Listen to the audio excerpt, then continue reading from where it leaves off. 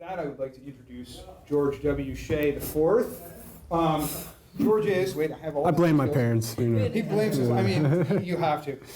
George is a PhD candidate at Duquesne University, and he teaches in the Philosophy and Religion Department at Rowan. He's been here for 2 years. This is second year. Actually, most of George's teaching is in logic for us, but he is obviously a Nietzsche scholar as well. In fact, his PhD dissertation, which he's nearly done with, he's going to be done in this year, is entitled Nietzsche, Frankfurt School, and Foucault on the Foundation of Critique.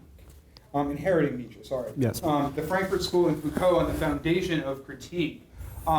Today he's going to give us a paper that's somewhat related to that, at least entitled, wait, remind me, because I didn't actually write this down, Nietzsche as Post-Metaphysical Philosopher of Life. And I'd like to welcome that. I would like to welcome George. And, here we go. All right. Well, Ed, thank you for having me, selecting my paper. So a little bit of background on my paper. I'm really interested in the question of the critique of metaphysics at large, how one might undertake this critique or different versions of this critique. And so the primary three people that I'm using to think about the critique of metaphysics are Nietzsche, Max Horkheimer from the Frankfurt School, and Michel Foucault. Now what's interesting about all three of these thinkers is that all three of them are attacked for engaging in an absurd anti-metaphysics, right? That they all launched this anti-metaphysical critique. And the idea there is that all of them appeal to some sort of metaphysical foundation in order to overthrow metaphysics, and that this is self-refuting, right? So they just sort of reestablish what they're trying to tear down. So the question that I'm really interested in is there an alternative and a coherent way to read their work? Right? Can we read them as doing something else? My answer is obviously yes. And to me, the phrase that I'm trying to get up and going is the idea of post-metaphysical philosophy. We have a lot of those. I actually recently took that word, be a little forthcoming. I read Colin Koopman's Genealogy as Critique, and an excellent scholarly work. And he has this phrase in there where offhandedly he mentions we post-metaphysical and post-foundationalist thinkers. And I actually talked to him a bit about that, and he didn't really know who he was talking about. So I thought that was kind of great. So perhaps this is a small little conversation that's slowly getting up and going. But the thesis, and again I'll get into it, is that really as post-metaphysical, what we have is not anti-metaphysics, not a refutation, but a methodological suspension of metaphysical interpretations or metaphysical principles. And that I hope this kind of saves the inconsistent aspect of these critiques. So I'll read some, and then I'm going to kind of improvise some spots, hopefully to make sure things fit here in time. So, all right. In the philosophical discourse of modernity, Jürgen Habermas claims that Nietzsche's work falls prey to the aporias of a self-referential critique of reason that is bound to undermine its own foundations. The reason for this, he argues, is that Nietzsche undertakes an unmasking critique of reason that either, on the one hand, assumes the validity of its own position, and thereby remains ensnared in the dialectic of enlightenment, or, on the other hand, undermines entirely all standards of rational legitimacy, and thereby calls into question the very foundation of his own critique. On either account, according to Habermas, Nietzsche's position lapses into a performative contradiction and is thus untenable. Overturning Habermas's misreading of Nietzsche as a postmodern irrationalist is significant insofar as it continues to shape ongoing debates regarding the critical potential of Nietzsche's work, most especially concerning the place of Nietzsche's post-metaphysical philosophy and critical social theory, which is where I have an interest. Here I argue that in claiming Nietzsche employs will to power both as a principle by which to invalidate the claims of metaphysics and as a primordial other to reason that unmasks reason as an expression of domination, Habermas misreads the work of Nietzsche as engaged in ideology critique. Here I'm defining ideology critique as the project of unmasking illusions via an appeal to a founding truth. So basically the idea is that Habermas is saying that Nietzsche engages in ideology critique. By imputing such a position to Nietzsche, Habermas fails to account adequately for Nietzsche's critique of truth, and thus not only attributes to Nietzsche a commitment to truth that Nietzsche himself repudiates, but in doing so also thereby renders Nietzsche's work unintelligible. As I will alternatively demonstrate, the coherence of Nietzsche's philosophical inquiries emerges only when we cease to read them as contradictory attempts to formulate an anti-metaphysics, and regard them instead as proceeding from a methodological decision to suspend the use of metaphysical principles. Thus, contrary to Habermas, I will argue that Nietzsche's formulation of will to power operates not as a refutation of truth and reason, but rather as an experimental methodological principle for interpreting and evaluating life. Having thus established the coherence of Nietzsche's philosophy as post-metaphysical, Nietzsche's methodology becomes a useful resource for any critical social theory that aims to develop what I will call reflexive, tentative, and experimental strategies for inquiry. So again, rather than being dogmatic, this idea of reflexive, tentative, and experimental. So Habermas's critique. Quite simply, Habermas charges Nietzsche with appealing to an aesthetic experience that enthrones taste, the yes and the no of the palate, as the organ of a knowledge beyond true and false, beyond good and evil. Moreover, in doing so, Habermas claims that Nietzsche has confusedly pursued a critique of ideology that attacks its own foundations. In 2 short paragraphs in section 3 of his chapter on Nietzsche and the philosophical discourse of modernity, Habermas dismisses the entire Nietzschean enterprise, arguing that by employing will to power as a founding truth in order to undermine the legitimacy of reason, which thereby undermines the legitimacy and truth of any position, Nietzsche thus undermines the very legitimacy and force of his own position. Right? So just sort of this sweeping total critique, and ultimately then that it's self-refuting. On this reading, Habermas claims that Nietzsche is thus caught in a double bind. Either Nietzsche engages in an aesthetic science genealogy that unmasks and demonstrates that will to power is always at work in reason, which undermine reason's claims to objectivity, truth, and validity, and would thus in turn destroy genealogy's own claims to scientificity and truth.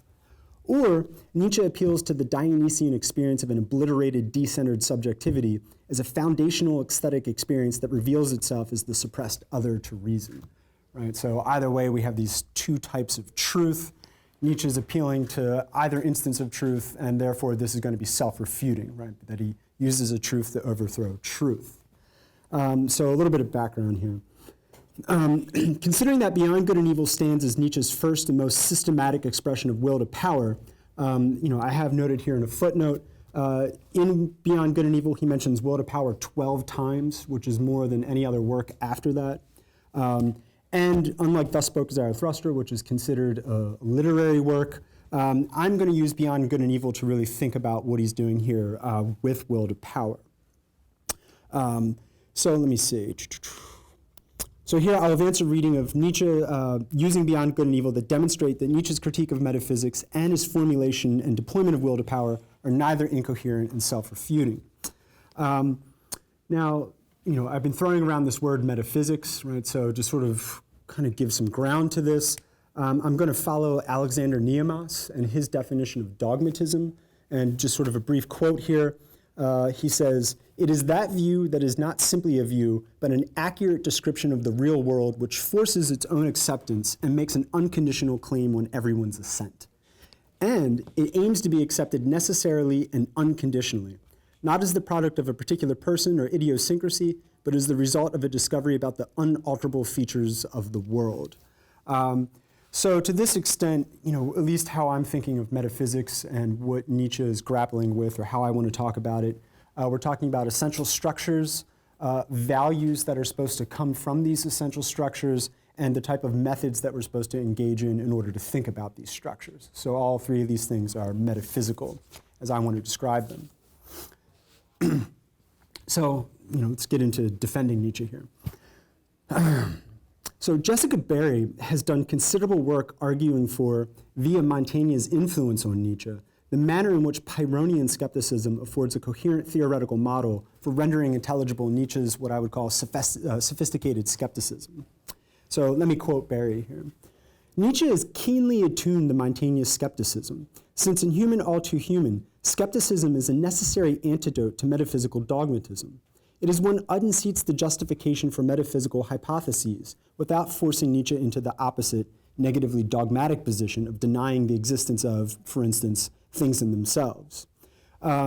So, unlike more absurd forms of skepticism here, right, we have with Pyrrhonian skepticism, right, they advance evidence equally on behalf of opposing sides of a position so as to render any judgment on the issue mute, thereby leaving one in a state of indeterminacy, aporia, right? We can't decide, and with no other option than the suspend judgment, epoche, until better evidence is brought to light.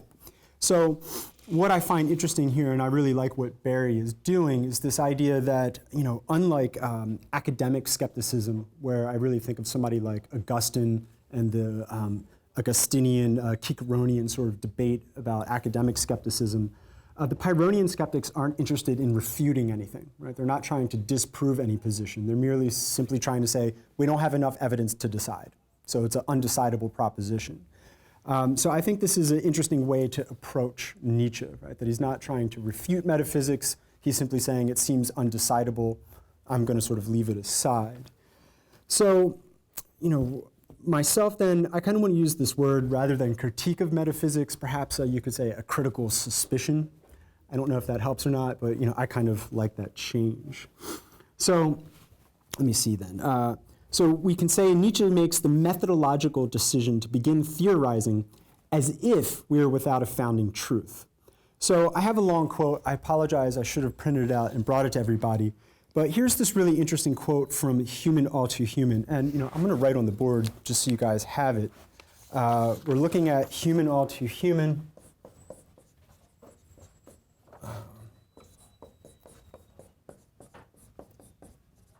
And there is a small little, aphorism called probable victory of skepticism.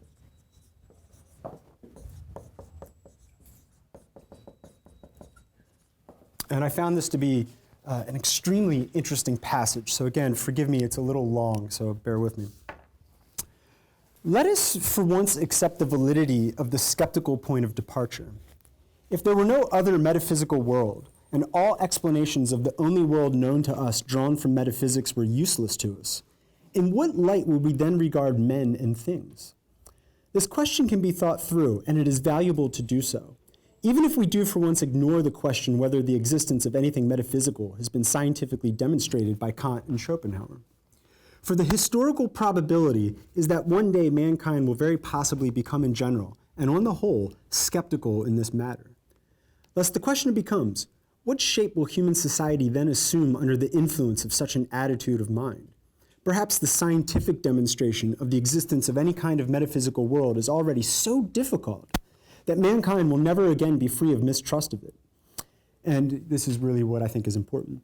And if one has a mistrust of metaphysics, the results are by and large the same as if it has been directly refuted, and one no longer had the right to believe in it.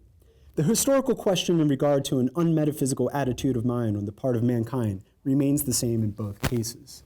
So I take this to be a really interesting quote on the part of Nietzsche, and I think several things sort of follow from this. He's very clear that he's not interested in refuting metaphysics. I mean, he says that. He doesn't consider it refuted. He says he will proceed as if. Right? So I like that hypothetical character, right, that he gives us, which I think is important. The as if is what I will call the methodological decision, right, to accept it as if it's been refuted. Thus, interestingly, what's then left in this quote also is he says that he's then going to try to provide an account of existence without this interpretation, right? So he tells us both how he's going to proceed and what he's going to proceed doing, which I think is really interesting. And I think this, for myself, it establishes, by and large, then this post-metaphysical theoretical framework that I'm trying to think through. So upon this basis, then, we can look at what Nietzsche's going to then deem the prejudices of the philosophers. And so rather than reading Nietzsche's account of metaphysics as his own type of dogmatism or giving some sort of accurate account of metaphysics, I think we can coherently read Nietzsche interpreting metaphysics from his post-methodological or post-metaphysical methodology. Right? So he's giving an account within his methodological parameters. So I'm going to just kind of wing it a little bit here to make sure I don't go over time. So what account does he give here of metaphysics? So Nietzsche begins with looking at the will to truth, right, and asking what this has brought about. And reading through Beyond Good and Evil, it's very dense, the first several aphorisms. Basically, he says that the will to truth gives rise to the metaphysician's faith. Right? And so what we have then is the establishment of these ontological, epistemic and valuative binaries, right? The most being what is true and what is untrue.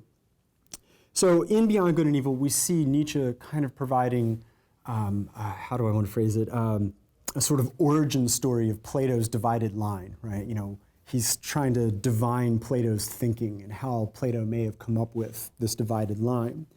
And so the story goes, you know, if we're looking for truth and we've assumed the value of truth, then truth has to be unchanging, permanent, and it has to be separate from the sensory physical world of change. And so we thus see the creation of this binary of two realms. You know, I'll put that up because I'll just kind of keep pointing. You know, really the binary will be of reality and appearance. Truth, untruth. And I won't go into it, but I think Nietzsche sees almost the entire history of the binaries of Western philosophy sort of fitting into and arising out of this schematic. So we have truth, we have untruth, we have reason, we have the senses, and this gives us this sort of otherworldly, this worldly kind of characteristic. And because of this, we ultimately have this favoring in philosophy, according to Nietzsche or the Platonic model, of this other world in favor of this world. Right? So we have this kind of life-denying philosophy. Now, what I think is interesting that's going on here with Nietzsche, and if we kind of stick with this idea of a methodological decision, in Twilight of the Idols, right, we know Nietzsche kind of famously wants to say, well, if we're without reality, then we're without appearance, right? So, you know, we judge appearance in light of reality, but if we don't have reality, we can't really judge this world as appearance. This is sort of one of my favorite moments. You know, now I'll just kind of erase this. I always love this. You know, Nietzsche's suggesting if we don't have reality, then we don't have any real standard by which to even say that what we have is appearance. We have to get rid of that entire distinction. So I take Nietzsche's methodological suspension of the metaphysical interpretation to precisely to be a dissolving of all of these binaries, right? So rather than overthrowing them or refuting them, he just sort of dissolves them as a problem at large or suspends them. So, let me see. But Nietzsche wants to say, right, you know, when we suspend this, right, the problem is we tend to, once we get rid of reality, we tend to look at appearance, we judge it as the loss of reality. So the question becomes for Nietzsche, what do we do with this loss? Right? Here we've suspended reality, we've suspended truth, we don't have it. We're now left with merely appearance. So this is sort of a common interpretation. Right? And again, this idea of loss. And Nietzsche says when we judge it this way, this really is the question of nihilism. Right? We fall into the problem of nihilism where life no longer has any meaning because we've been trying to posit the meaning from another world. We've gotten rid of the other world, so now everything's meaningless. However, you know, Nietzsche's quite clever, and Nietzsche says, you know, but again, that's because we experience this as a loss, and in a way, we're still clinging on to this idea of reality, and that when we really get rid of the binary, we need to be doing something else. So, you know, a number of things follow from this. Right, I think, you know, nihilism kind of follows from this suspension of the metaphysical interpretation. We suddenly sort of feel this meaninglessness. And two, right, or I guess I want to say Nietzsche has two moves, right? One, sort of suspending this metaphysical interpretation, which kind of gives rise to nihilism. And then I want to say what we see Nietzsche doing afterwards is trying to overcome nihilism, right? So these two projects. However, you know, if Nietzsche's engaged in this methodological suspension of metaphysics, then clearly he's not returning to metaphysics. And that's what I'm really trying to forestall, is that interpretation. So I want to say, what we see in terms of Nietzsche dealing with the problem of nihilism is the fabrication of post-metaphysical principles. And I like this word fabricate. It makes me think of like metalwork or something like this. So I kind of like the idea of Nietzsche sort of like working up principles. Though it also has that nice tinge of just sort of making stuff up. So I kind of like that double play.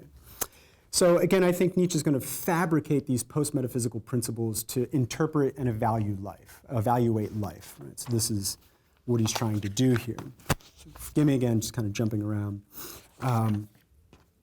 So, let me see. You know, Nietzsche has this phrase in Beyond Good and Evil that I like, such dangerous maybes, right? Such dangerous maybes. You know, all his sort of conjectures. So, if I can follow this here, if Nietzsche suspends the metaphysical interpretation, what he's looking at then is that part of the metaphysical interpretation is the idea that a judgment is valuable only if it is true, and only if it is true is a judgment valuable. Right? So value and truth go hand in hand. Right? We want both of these things. So if we're not making true judgments, or rather untrue judgments, are worthless, right? At least from the metaphysical perspective. Right? So metaphysicians only want true judgments. Otherwise, we are trying to avoid these things. If this is the metaphysical project, to look for true judgments, and Nietzsche's suspending the metaphysical project, then Nietzsche's not actually interested in true judgments. Right? He's suspending truth as a measure for his judgments. So this is sort of one of my first moves. Right? I mean, if he's making the suspension of metaphysics, then truth isn't a criterion of which he can avail himself. Right? It's not something that he can turn to. So he must have some sort of different standard in order to think through these things. So, what standard does Nietzsche give us here? Nietzsche posits life as a value. Right? So Nietzsche advances life as some sort of value here. Now, I like this, and I want to say, and here's where I disagree with somebody like Jessica Barry, right, that unlike the Pyrrhonian skeptic who remains comfortably and dispassionately within a self-induced state of aporia and epoche in the hope of achieving ataraxia, Nietzsche ventures out from behind the safety of Pyrrhonian indifference and affirms his post-metaphysical commitment to life as a value. As Nietzsche says in Beyond Good and Evil, the question is to what extent is a judgment life-advancing, life-preserving, species-preserving, perhaps even species-breeding. So,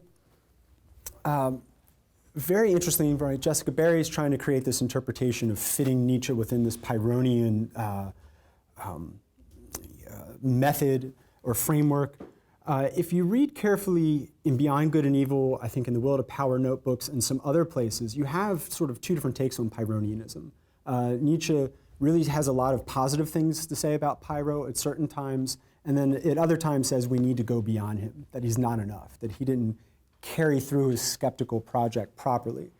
So again, this is where I want to sort of use this idea of post-metaphysical, that Nietzsche wants to not just sort of suspend in order to have indifference, but then he wants to go forward. And this is how he does it here. So let me see.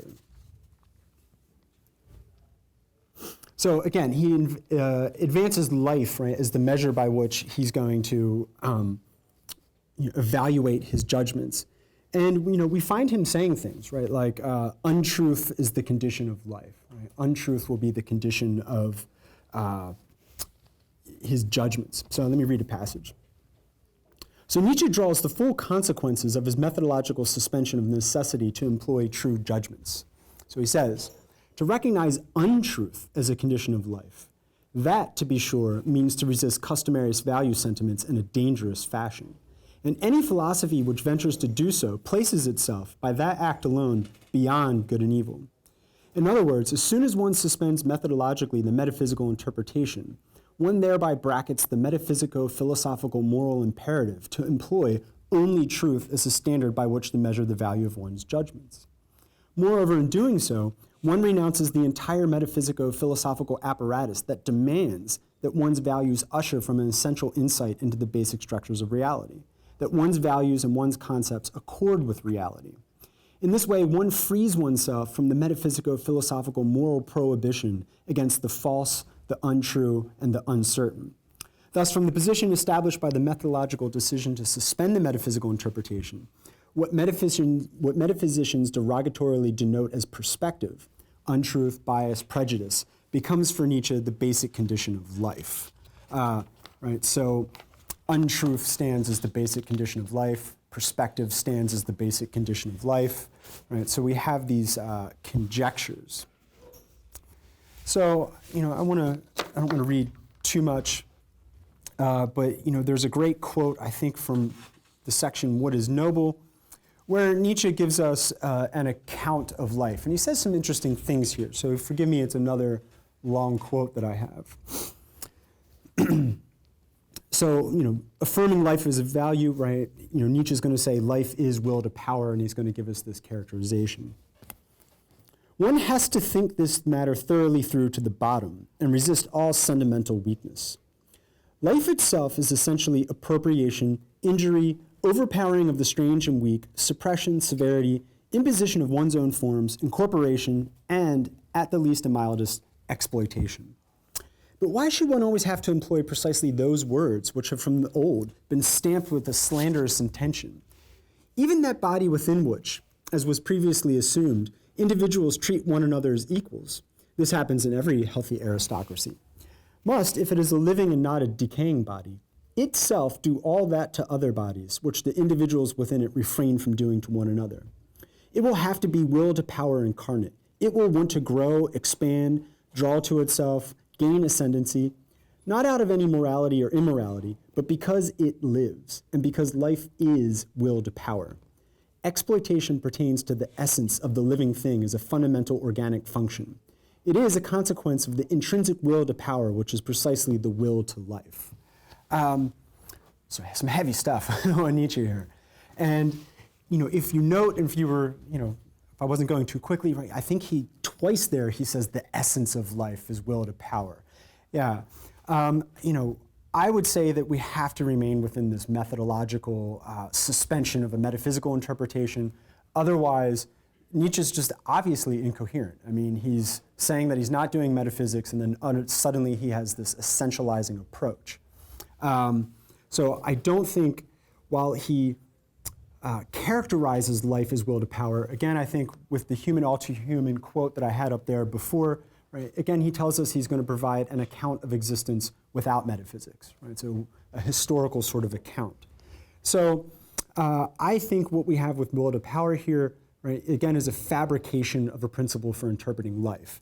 And let me appeal to another quote in order to give some evidence to this. So I can't remember precisely which aphorism. They're not right in front of me numbered, I think 13 or such from Beyond Good and Evil.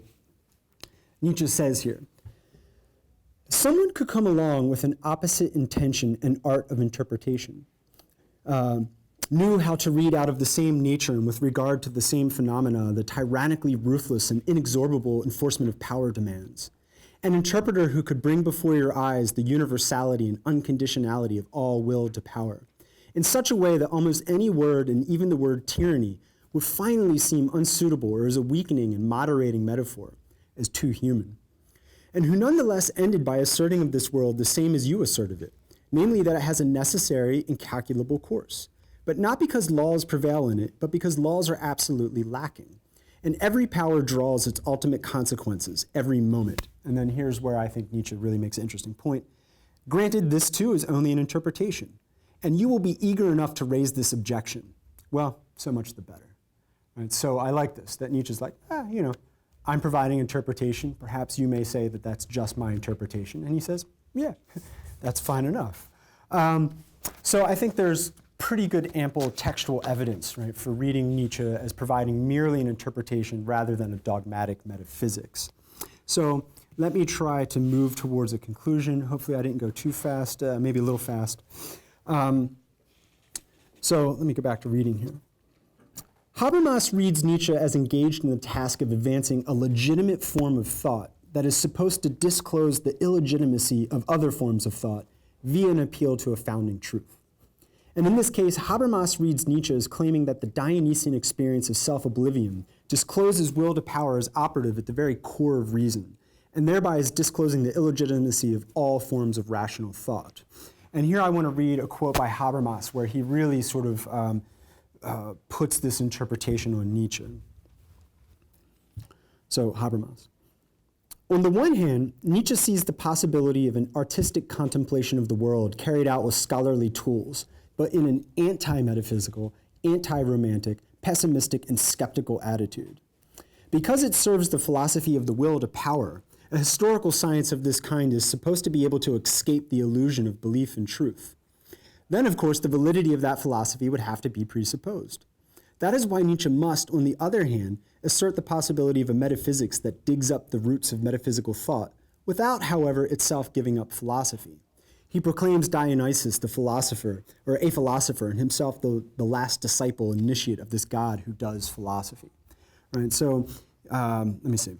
Habermas's very attribution here of the word validity to what he calls the philosophy of the will to power confirms that he situates Nietzsche's critical suspicion of metaphysics squarely within the dialectic of enlightenment, within a vision of philosophy that remains tethered to the notion of a founding truth, which, as I tried to show, Nietzsche precisely suspends.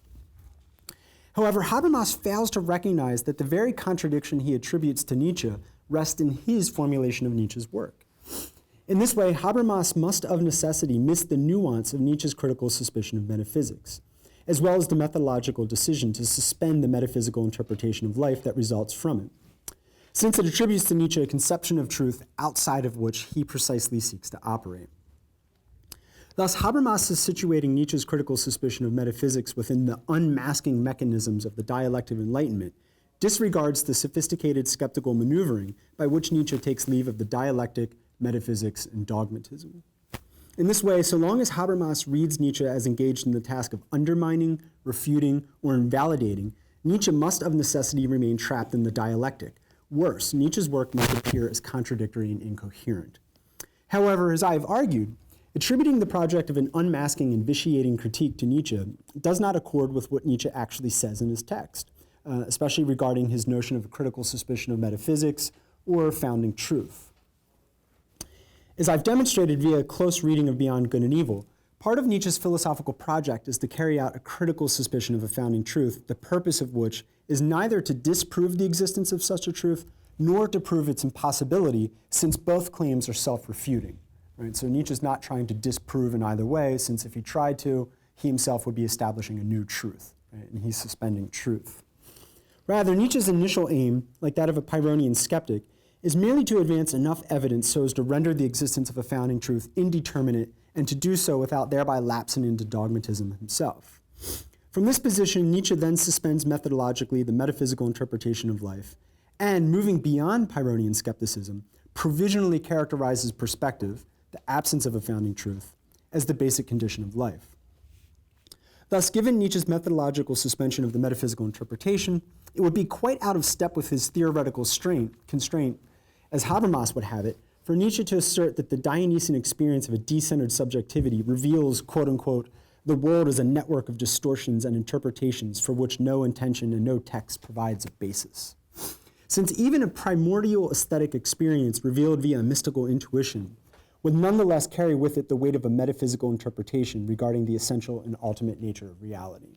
Right? So I'll try to say that a little bit more simply. Right? Habermas, even if he wants to read Nietzsche as appealing to this Dionysian disclosure of difference or will to power, even if it's not a rational insight, it would still sort of be a mystical insight into the essential structures. And so that would still just be another type of metaphysics. And I think Nietzsche is very clear that he's not doing that. So I don't think that's what's going on with the Dionysian, or that Habermas is just wrong. So let's see. Thus, since Nietzsche is of his own admission not a dogmatist, he cannot possibly appeal to an aesthetico-mystical experience of a decentered subjectivity. Thus, despite Habermas's contestations, will to power is not a mere, and I quote Habermas, metaphysical conception of the Dionysian principle. Right? So, Habermas just directly imputes that to him. So let's see. Rather, as I've demonstrated, will to power arises out of Nietzsche's methodological suspension of the metaphysico-philosophical moral imperative to accord with the truth, and is thus, as an alternative to principles founded in truth, fabricating post-metaphysical interpretive principles. So final few points here. Nietzsche is not unaware of the theoretical precariousness of his method. As he says in regard to will to power as a post-metaphysical principle that enhances life, one seeks a picture of the world in that philosophy in which we feel freest, in which our most powerful drive feels free to function. This will also be the case with me. Right? So one of the things I think that Nietzsche's doing quite well, he's very upfront and honest about what he's doing. Right? He says that he's trying to create a philosophy in which he feels freest. In other words, Nietzsche is honest with us. Nietzsche is honest with us that the project of advancing life via will to power is, in the end, ultimately Nietzsche's own personal way to overcome the problem of nihilism and of giving meaning to his life. It is the post-metaphysical philosophy of will to power that most enhances Nietzsche's sense of power, and therefore makes him feel freest. And here I want to use two last sort of big quotes that I think really capture Nietzsche's approach here. So this one's from Thus Spoke Zarathustra. I came to my truth by diverse paths and in diverse ways. It was not upon a single ladder that I climbed to the height where my eyes survey my distances. And I have asked the way only unwittingly. That has always offended my taste. I have rather questioned and attempted the ways themselves. All my progress has been an attempting and a questioning. And truly, one has to learn how to answer such questioning. That, however, is to my taste. Not good taste, not bad taste, but my taste, which I no longer conceal and of which I am no longer ashamed. This is now my way. Where is yours? Thus I answered those who ask me the way, for the way does not exist. The way does not exist. Again, is he being dogmatic? I think he's very clear that he's not being dogmatic. And another example from Beyond Good and Evil of a similar sort of point. Are they friends of truth, these coming philosophers? In all probability. For all philosophers have hitherto loved their truths. But certainly they will not be dogmatists. It must offend their pride and also their taste, if their truth is supposed to be a truth for every man, which has hitherto been the secret desire and hidden sense of all dogmatic endeavors. My judgment is my judgment. Another cannot easily acquire a right to it. Such a philosopher of the future may perhaps say. So again, I think Nietzsche is giving us good reason to think that what he's talking about is his own position. So Nietzsche is clear that his philosophical deployments of will to power are not supposed to stand as dogmatic solutions to the problem of nihilism and to the problem of affirming life. Instead, they are solutions to his problem of nihilism and to his problem of affirming life. In this way, there is nothing, and I think this is important, there's nothing coercive about Nietzsche's post-metaphysical philosophy of will to power. We are under no compulsion to accept it as true, since it is fabricated out of a methodological suspension of, and as an alternative to, the metaphysico-philosophical moral imperative to accord with the truth. Right? So if metaphysics is precisely some sort of dogmatic position that says that we have to accept it, Nietzsche precisely tells us we don't have to accept his position. So again, I think he very sensitively evades this.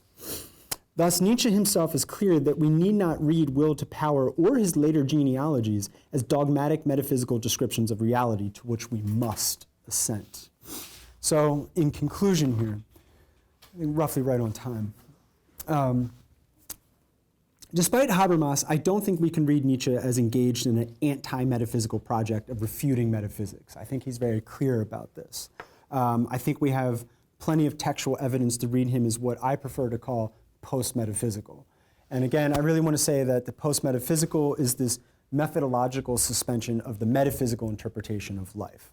So I think Nietzsche gives us a really good sense of moving outside of these. And so if Nietzsche is suspending metaphysics and metaphysics is the one and only way, doing post-metaphysical philosophy, Nietzsche gives us this sense of what I like to call reflexive, tentative, and experimental. And I'll write those up there. Reflexive, tentative, and experimental, rather than necessary, universal, dogmatic.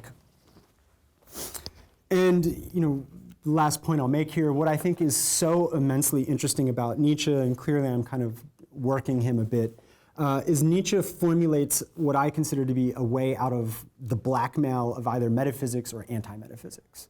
And by using the idea of a methodological suspension of metaphysics, he thinks of a way past just this sort of binary at large. So, thank you very much.